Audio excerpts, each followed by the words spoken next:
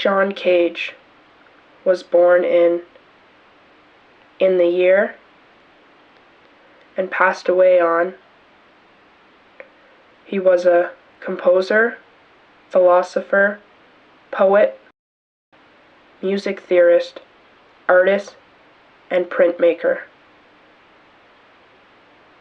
His teachers included Henry Cowell, Arnold Schoenberg.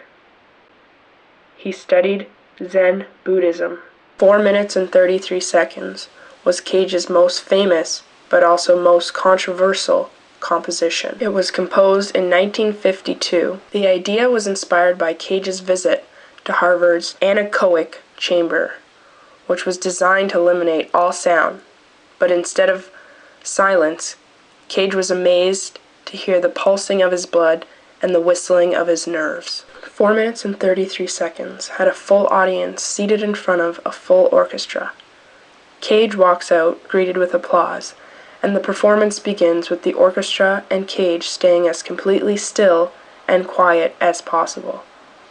Occasionally, both Cage and the orchestra turn the pages of a blank score. People expect listening to be more than listen, and so sometimes they speak of inner listening or the meaning of sound.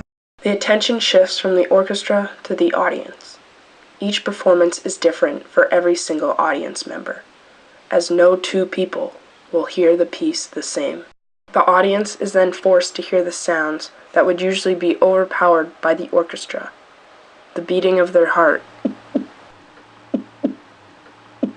the air conditioning, someone's toe tapping in the distance, an audience member coughing, or someone simply moving in their seat.